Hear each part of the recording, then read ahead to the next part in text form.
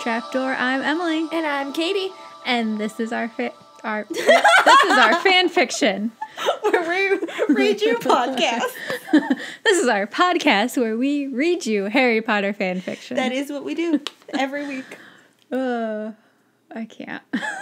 That was too good. Oh my god! I know, because we read, and then we didn't put up the episode, and then we didn't hang out. Yep. Yeah. Last week was weird, though.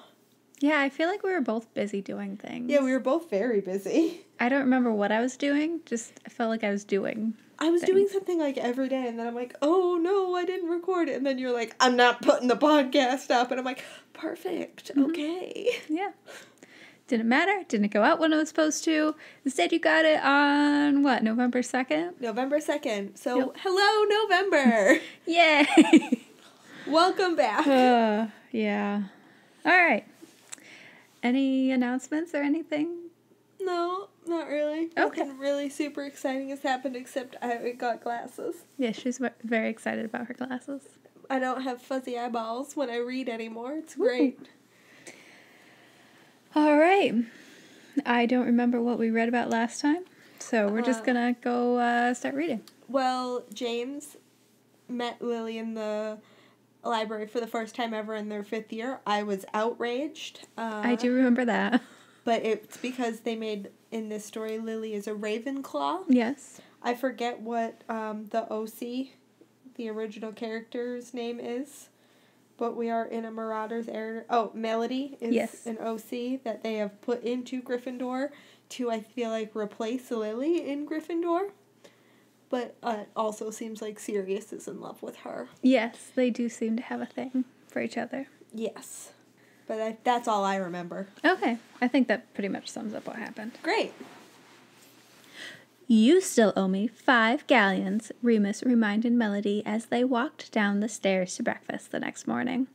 Oh, shut up, Melody said, pretending to whack him with her broomstick. No violence in the hallways, 10 points from Gryffindor, said Professor Thorne, who was passing. And watch your broomstick, Miss Caldwell, or you might just find yourself thrown off the Gryffindor Quidditch team. They exchanged icy glares and continued walking down the hallway. Bastard, Melody muttered. Tut, tut, Sirius said. Watch that language now, dear fellow beater, Sirius said, slinging an arm around her shoulders as they entered the great hall. Get off me, you great oaf, Melody said, bopping him over the head with her broomstick and laughing. Sirius rubbed his head and slinked away dog-like. Feisty, isn't she? He asked James. Feisty? Melody said. What is that supposed to mean? Oh, I love her. Would you two knock it off? Remus intervened. We do not need 2/7 of our Quidditch team mauled before breakfast. Melody and Sirius laughed, sticking their tongues out at each other. They did so all throughout breakfast, and it got quite annoying. James, Melody, and Sirius preferred not to eat before a Quidditch match, as they were always too nervous or excited, or some combination of the sort. Sounds a lot like Ron. Yeah. Harry's just like, toast. That is all they ever eat for breakfast, is toast. Have you ever noticed that? It's always like, they grabbed some toast, and I'm like, toast is not breakfast. Toast is a side to your breakfast. This is the person who eats a plain bagel for breakfast. I know, but it's more substantial than just toast. You don't know how many slices of toast they're eating. Okay, fine. I know, and I don't even eat cream cheese on my bagel. She just eats literally a plain bagel with a little bit of butter. It's more than a little bit of butter. Okay, she eats a plain bagel with butter for breakfast. Because nobody has good strawberry cream cheese, and I hate plain cream cheese. I understand that. I really like the vegetable on an everything bagel. Not that you eat either of those things, but like... No, but butter on an everything bagel is my jam. That is also delicious. You know what I put on my bagel a couple weeks ago? What? Maple cream. Ooh. It was so good. Sounds delicious. It was super, super sweet, but super, super good. I cannot do it too often or I might get diabetes. Yes. But it was real good. Sometimes I put peanut butter on my bagel. Mm-hmm. Now we're just talking about breakfast. Now we're just talking about bagels. All right, back to reading. Remus and Peter spent the whole breakfast trying to persuade the three of them. Well, Remus was trying to persuade the three of them. Peter was only worrying about James and Sirius to eat, but to no avail. After a long, grueling Quidditch match with Lily cheering adamantly for the Ravenclaws, with her friends Susie and Matt, and Mimi shamelessly flirting up Remus, both of them ignoring Peter, the Gryffindors won. Melody flounced over to Lily after the match and said, "Ha, we won. I told you so." She stuck out her tongue. "You owe me 10 galleons. "We never made an official bet. I don't owe you anything," said Lily. "Damn. You still owe me 5 galleons, Remus yelled, walking by. "Damn," Melody said again. "I was hoping he'll forget." Lily laughed. "Nobody forgets money," she said. "Nobody." Fact. Yep.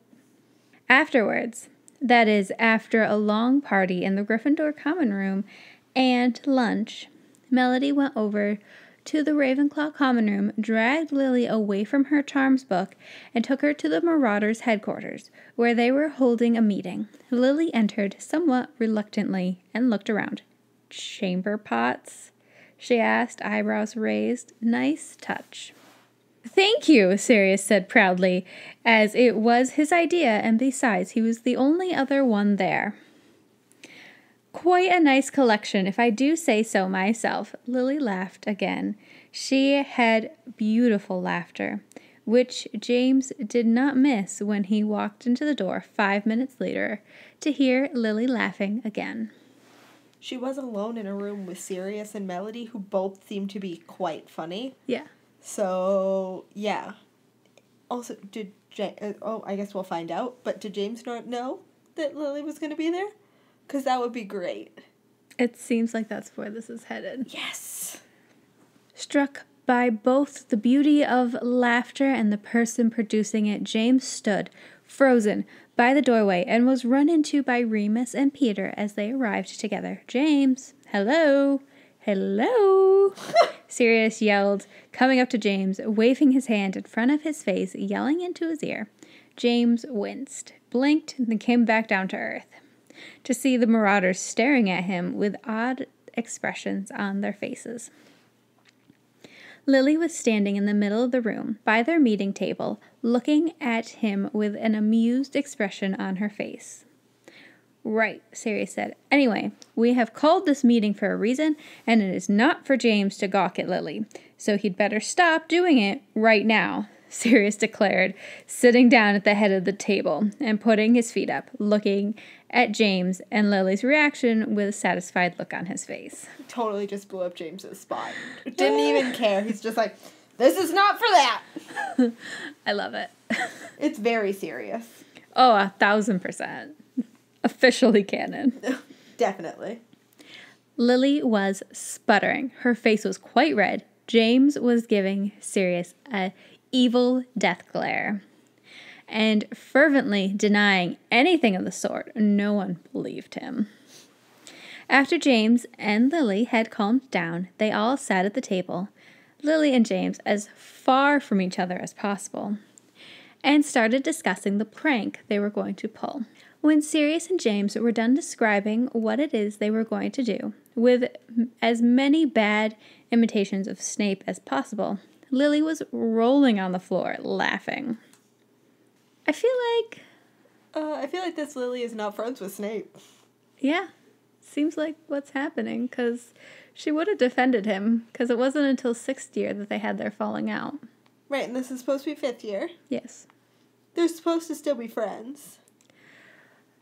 Though, when did I say this was written? 2000? So, they might not have known yet. The whole backstory. Because I don't think we really found out that Lily and Snape were friends until later. No, we found out book We found out during the occlumency chapters, which was book 5. When did book 5 come out? 2003. Okay. So, yeah, they wouldn't have known yet, the backstory. All right, I will forgive them. All right, they're forgiven. Yes, they started writing this in 2001. Oh, so this was written during the gap. Yeah. We're back in our sweet spot of the gap. That's brilliant, she gasped, clutching her stomach and climbing back into her chair. But if you get caught, you'll be in so much trouble. Well, that's why we're not going to get caught, James said matter-of-factly. And if we do, oh well, Sirius shrugged. We've already got detention for 2 weeks anyway. What's another week or two? And we earned half of those points back when we won the Quidditch game today, so it's no big deal. So are you going to help us? James asked, leaning across the table towards Lily, his eyes twinkling mischievously. And it was at that moment Lily suddenly realized how nice his eyes were. They were the color of melted chocolate. They looked warm, inviting, intelligent, playful. How could she say no? Like this. No. Quite suddenly, she blushed and looked away, muttering, "Sure." "All right," James said, clapping his hands together. "Here it is, the charm we want to perform. Sirius, the book, please." Sirius handed over a large black book, which was falling apart. Silver lettering on the cover read, "Hockley's Book of Curses and Charms, Volume 3, Advanced." James placed on the table and gingerly flipped through its pages until he found the one he wanted. He shoved the book across the table to Lily, and she looked at it. "I don't know," she said skeptically. "It looks a little dangerous." "What's revenge without a little danger?" James exclaimed. "Safe," Lily shot back. "Oh, you're no fun," James said, and Lily stuck out her tongue at him and looked back at the book. "Did you just stick your tongue out at me?" "Mm-hmm," Lily said calmly, eyes skimming over the page. "It's difficult," she said, pushing up her sleeves, "but doable. I think I can help you." "Awesome," James said. "Not you," Lily said, looking up at James. "Her," she motioned to Melody. James's mouth fell open. "You're a rude little thing, aren't you?" he said, but Lily ignored him and looked back down at the book. He only knew she had been joking by the badly hidden smile on her half-hidden face. "So how do we do this?" Melody asked, walking over and looking over Lily's shoulder. Lily shrugged. "There's not much to it," she said. "We just have to follow the directions and try.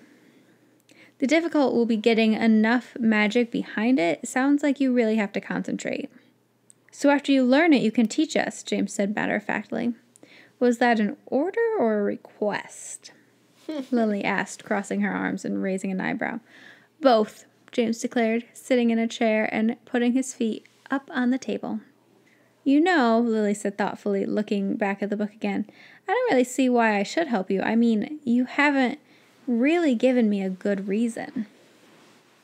"Because you'll be getting revenge on Snape," Melody said, "and you're my best friend. It's obvious." "You'll be doing the school a favor," Sirius assured her. "He'll be out of the way for a few weeks." Lily raised her eyebrow higher and looked at all of them skeptically. "What, you don't think you can do it?" James asked, eyes twinkling, arms crossed, and a smug smile on his face. Lily's mouth fell open slightly. "Are you challenging me?" she asked, smiling slightly. "Maybe," James said coolly. "All right," Lily said, standing up straighter and looking down at James. "I'll do it." "I thought you would," James said, standing up. "What, you can predict me now?" Lily said, walking around the table and crossing her arms again. "Of course. You're too easy." "I'm easy?" she said furiously, eyes widening. "What about you? If I flip my hair right, you'll just stand there looking all starry-eyed for 5 minutes before you come back to your senses." James's cheeks burned red. "I will not," he said indignantly. Lily laughed and walked back around the table, flipping her hair as she did so. James stared at her for a moment, but he didn't gawk like he had before. Melody ducked under the table to keep from laughing. I don't know about this, Lily said several weeks later as she met Melody in the Marauders' headquarters. She and James and Sirius had been the only ones able to perform the charm they needed to pull the prank on Snape. But Lily was the best at it, so they had commissioned her to perform it. They all, of course, insisted on tagging along. I'm sorry, is Remus not learning the charm? Because I'm sure as shit Remus would know what to do. Yeah, he would master it. Like, in a minute. Yeah. Not James. No. Maybe Sirius. Sirius would probably get it, and Remus definitely. 100%. I can see Peter never getting it, fine. No. But, I'm sorry, Remus must not have been trying. Or there. Like... He must have gotten lost somewhere. Like, I'm sorry. Yeah, because James was always much better at transfiguration. Like, charms was not his thing. No. But... So, for the last few weeks, they had been preparing an invisibility potion to turn them invisible. Why? James has his invisibility cloak. And at this point, Canon knows that. Yeah. Oh, do we? Do we know what was his stats? Yeah. Because it wasn't that in Dumbledore's note, this was your father's and returning it to you? Oh, yeah, but we didn't know Dumbledore gave it to him. Yes, we didn't know who gave it to him. We just knew that it was... belonged to James. Okay. I mean, they are all 5th years, so, and it was like 4th year when the 3 of them stopped being able to be under the cloak together. So I guess if there's a bunch of them... True. And we don't, at this point, know about disillusionment charms, because we don't learn about them until book 5. Yeah. Alright. Making up invisibility potion is fine, then. However, it would only last half an hour, so they would have to hurry. Oh, come on, Lily. It will be fun, Melody said cheerily. Checking on the potion, Lily gave her a withering glare. Define fun. Anything but hanging out with you, came a new voice. Lily recognized it immediately and groaned. It was James. Well, I just live to torture you, James, Lily said, turning around. But you really should have thought of that before you gave me the password to your little headquarters here. Don't worry, we'll change the password, James said, grinning. Lily stuck out her tongue at him and turned back to Melody. Several minutes later, Sirius, Remus, and Peter all came in together, laughing. You really shouldn't have done that, Remus said, gasping for air. Oh, but Bertha looked so good as a mule, said Sirius. At least you're getting better at transfiguration, Peter said, wiping the tears away from his eyes. What'd I miss? James and Melody demanded at the same time. You know Bertha Jorkins, Sirius said, recovering first. Peter and Remus were still laughing. Yeah, James said. We ran into her in the hallway. She was being nosy again, so Sirius turned her into a mule, Remus finished. James and Melody started laughing again, but Lily couldn't help but laugh either. Bertha was one of the nosiest girls in school, always in other people's business, and she wasn't a very talented witch. No, we know that. Yes. She gets lost very easily. Yep. I mean, to be fair, she was, kidnapped by Voldemort and then murdered by him. Small details. Small details. They were all so unconcerned with the fact that she didn't come back from work because Bertha gets lost. Super casual. That'd be like me going out to lunch and just not coming back. No, she gets lost. It's fine. No, that's not okay. No, you should probably look for her. When people don't come back, something bad happened. Yes. She wasn't a very talented witch, which was probably why she spent so much of her time being nosy. Or maybe it was the other way around. Lily wasn't sure. Did you change her back? Lily asked, giggling. Well, kind of, Peter said, starting to laugh again. Oh, McGonagall will find her and change her back eventually, Sirius said. Remus, Peter, and Sirius started laughing harder. Lily groaned and put one hand over her face, while at the same time smiling and giggling. Okay, Melody gasped. Let's get down to business. Once the Marauders calmed down, which took a while since nearly every time Sirius, Peter, and Remus stopped laughing, one of them would hee-haw and they would start all over again, laughing even harder. They ran through the plan for tonight again. Okay, here's how it goes, James said. First, we take the potion. Second, Sirius continued, we walk, or run, down to the Slytherin common room. Third, we use the stolen password to get in. Then, we find the dormitory where Snape sleeps, put the charm, Sirius said. Then we run like hell and hope the potion doesn't wear off and we don't get caught, James finished. Got a backup plan, Lily asked. Not really, James said, but if we need one, we'll figure it out. Lily rolled her eyes. I should have known, considering the two geniuses planning all of this, she said. James scowled. Okay, whatever. Are we ready?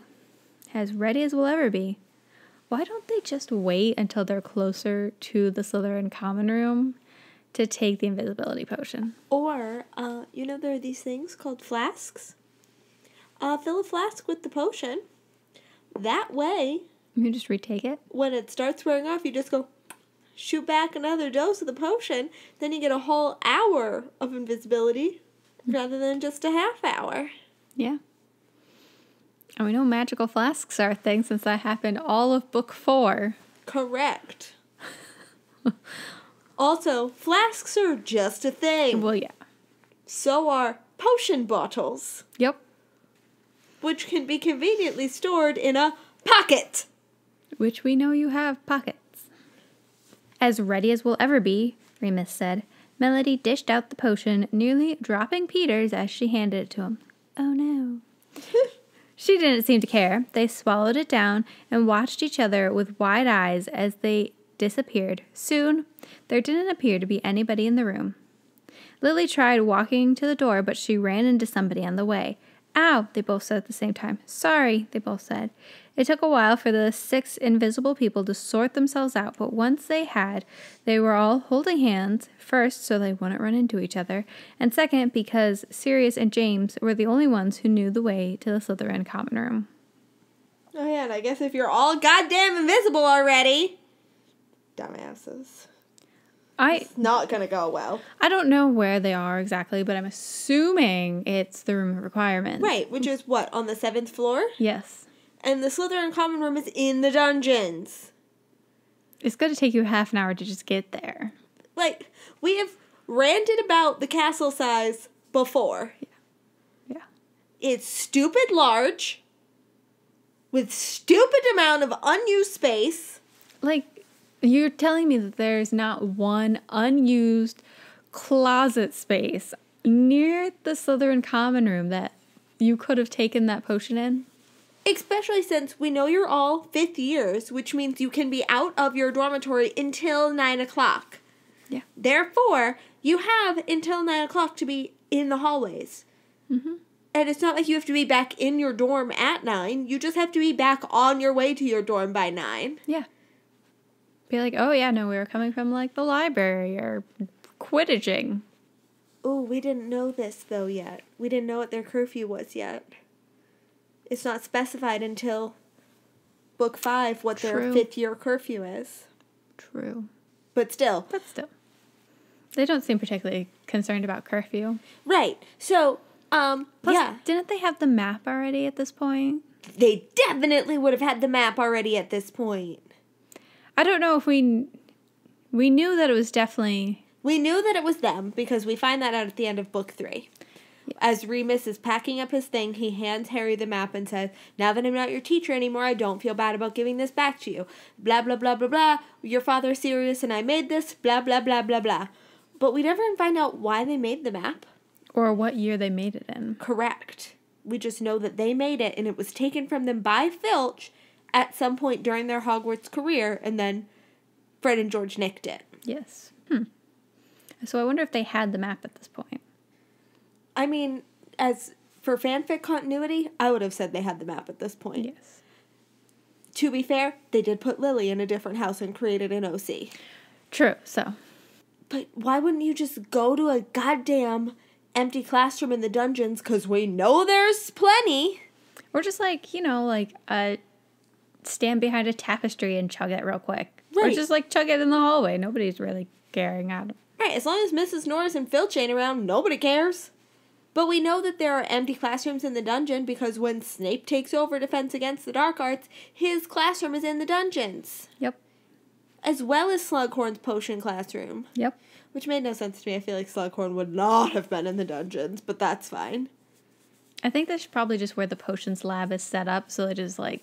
They just left it there? Yeah, that's just where it is. Alright, fair. Trying to be as quiet as possible, they slipped out of the Marauders' headquarters, down the hallway. Lily didn't know whose hand she was clutching, but the person behind her was starting to sweat, and the person in front of her seemed to be leading the way. So you're holding James's hand and Peter's hand. Yes. Definitely. In the reverse order. I know exactly what you meant. Yeah. James is in front. Yep. Peter is behind. Yes. It was very odd to be clutching something she couldn't see. It was also odd not to be able to see herself. It was even odder to not have any idea who she was hanging on to, although she had the sneaking suspicion the person behind her was Peter, as he seemed to be the only one who got nervous in these situations. The person in front of her was either Sirius or James, as they knew the way and seemed overly confident. She could tell it wasn't Melody because the hand was too big to be hers. She felt oddly secure, however, with her hand tucked inside the person's in front of her.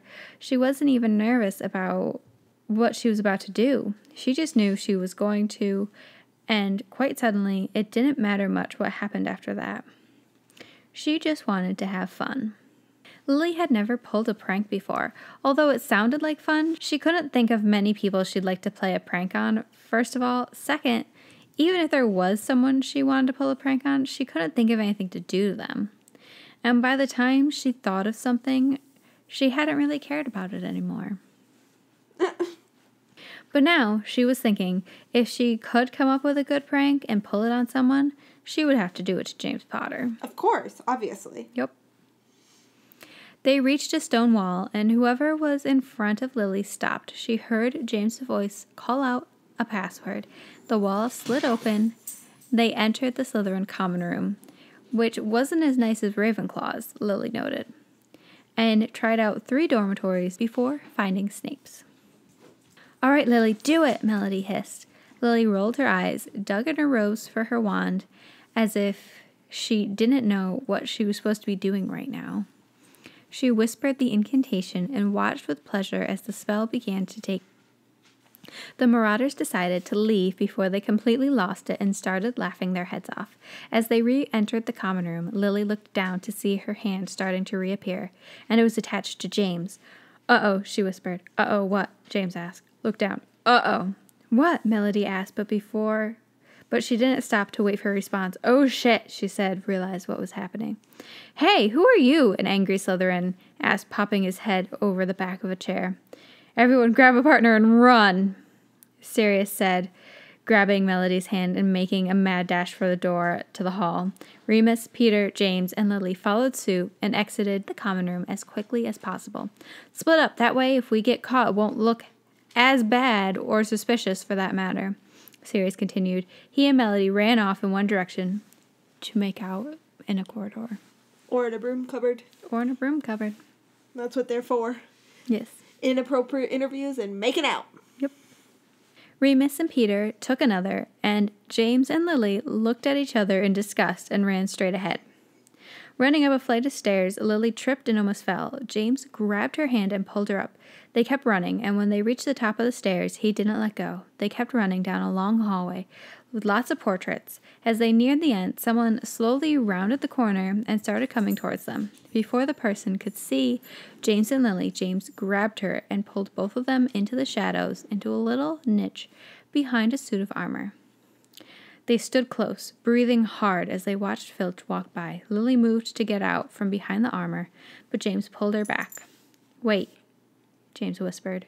"Wait until he's at the end of the hall, and then a little longer. Mrs. Norris might come by." Duh, Lily felt so stupid. They stood there for a few more moments. "Thanks," Lily whispered. "For what?" "Holding me back. You could have just let me go and make a complete fool out of myself." James shrugged. She couldn't really see it in the dark, but they were so close she could feel it. In fact, it was making itself acutely aware to Lily. It was beginning to get unbearably cramped back here, as Lily was trying as hard as she could to prevent any part of her body from touching his. "Lily," James asked, sounding slightly concerned, "are you okay?" "Yeah," she said, pressing herself up against the wall. Why? She felt like hitting herself in the head the second she asked. "You're as rigid as a broomstick, and I get the feeling you're trying not to touch me." He sounded amused. "Don't be silly," Lily said, not making a move to relax. James put a hand on her arm, and she slid away. He laughed softly. "You're afraid to touch me," he said. "I don't have cooties, you know." "I'm not afraid," Lily whispered indignantly. "I just prefer not to touch you." She kicked herself mentally, realizing how stupid that sounded. James put a hand on her arm again, but this time she didn't shy away. She could practically hear James's smile in the silence, and she was sure he could feel her glaring at him. So what if he had just won an argument? She still didn't think he was cute. Which means you do. Yeah. You totally do. Yep. That's just denial. "They are too much," Melody said as she crept along the dark corridor, trying to get back to the Marauders' headquarters unnoticed. "Who?" Sirius asked as he crept along behind her. "Lily and James," Melody said. "Oh yeah, they sure do fight a lot, don't they?" "You think?" Melody said sarcastically. "Not really," Sirius replied, Melody laughing, then quickly stopped herself, not wanting to be discovered. "They are so funny," she continued, shaking her head. "How so?" "Well, James is trying hard to act like he doesn't like her, and he's obviously gaga over her. Anyway, which you can't really blame him for, because she is beautiful, you know?" Melody said, stopping to turn and look at Sirius. "Mm-hmm," he agreed absent-mindedly. But Melody could tell he wasn't really following the conversation. He seemed to be more interested in staring at her, which was hardly a bad thing, but she wasn't in the mood for making out or flirting. She was more interested in setting up her best friend. "And then poor Lily is trying hard not to like him." Melody shook her head. "I wouldn't be surprised if they fall in love. I bet you 10 shekels they fall in love, and James kisses her first." Sirius said, but Melody shook her head. No way." "Why not?" "Because you'd win." Good bet. Good not taking that bet, because you would lose, darling. You would. You are correct. Yep. James and Lily crept out from behind the statue and continued to walk along the hallway as fast and as quietly as they could. James led her through several secret passages, only 2 of them she had known about before. Just as they were about to reach the Marauders' headquarters, just as they were almost home free, someone came up behind them. "Out for a midnight stroll?" a cheery voice asked. James and Lily looked around in horror. They had run into Professor Dumbledore himself. "I must admit it's lovely tonight. However, lovely nights are no reason to be breaking the rules." "Sorry, Professor Dumbledore," Lily said. "We were just—" She found herself at a loss for words. "It was my fault," James said quickly. "I dragged her out of bed to come see something." "You visited the Ravenclaw girls' common room? And how might you have stumbled upon the password?" James said. Lily couldn't just let him stand there and take all the blame. She had to do something. "I gave it to him," she blurted out. "I know I shouldn't have, but he's a prefect, so I assumed he wouldn't abuse the privilege. We were working on a biology project together. I'm sorry," she said, casting her eyes downward. Dumbledore had an amused expression on his face. He knew for a fact that James Potter and Lily Evans didn't have a single class together, and that Lily wouldn't give him the password for the Ravenclaw Tower if her life depended on it. Well, that was a bad analogy, but he also knew she was completely trustworthy. I just realized our complete argument for Melody getting into the Ravenclaw dormitory last episode, that she figured out the damn riddle, is like pointless because they didn't know about the riddle yet. Well, I think we did talk about that. Did we? Okay. Yeah. Because I was just like, that's right, they don't know about the riddle yet. No, I'm pretty sure we did talk about that, and we talked about how, like, the riddle thing, like, we would be impressed and just kind of, like, let it happen. All right, good. All right. More than we were really concerned about Lily giving out a password. He had been watching these two very carefully, as they were both unusually bright and gifted, and they pretended to hate each other, but as they were covering up for each other, it was most obviously a charade. He should give them both harsh punishments for breaking the rules, but there were several reasons why he was prepared to hold back. First of all, James was already being punished for a rather humorous incident in potions. Second, Lily liked James a lot less than he liked her.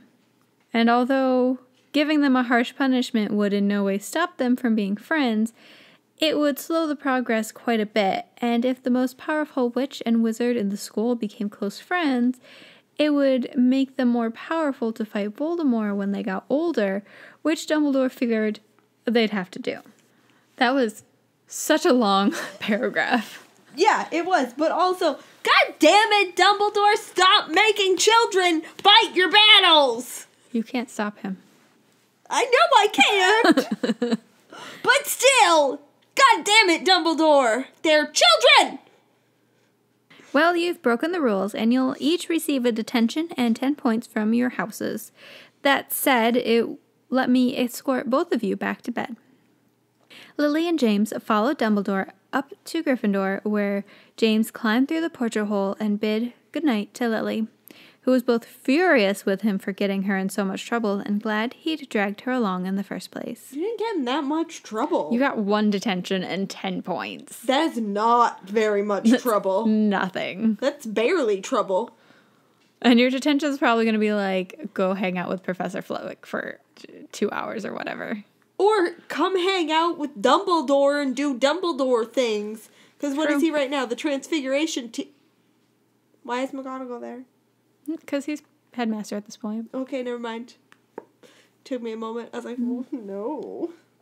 No, he's already headmaster at this point. That is right. He is already headmaster. Okie dokie. Oh, yeah. So if that's what happens when the headmaster catches you in trouble. You're fine. You're fine. Yeah. Nice boy, don't you think? Dumbledore said as they walked from the Gryffindor Tower down to the Ravenclaw common room. Look like you want to say something else? Because Ravenclaw's also in a tower. I don't think we knew that yet. Depends on how you define nice, Lily snorted. Dumbledore bit back a laugh. I take it you two don't get along very well then? About as well as oil and water. You'd be surprised how well oil and water can mix when added to the right ingredients. Lily looked at Dumbledore with wide eyes, surprised.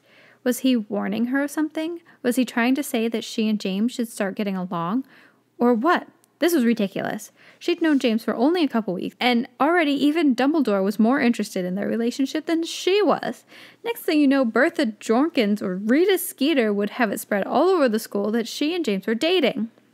Well, I'll leave you to your sleep then, Dumbledore said as they reached the entrance to the Ravenclaw common room. Good night, Miss Evans, he said, smiling so cheerfully that Lily had to smile back. Good night, Professor Dumbledore.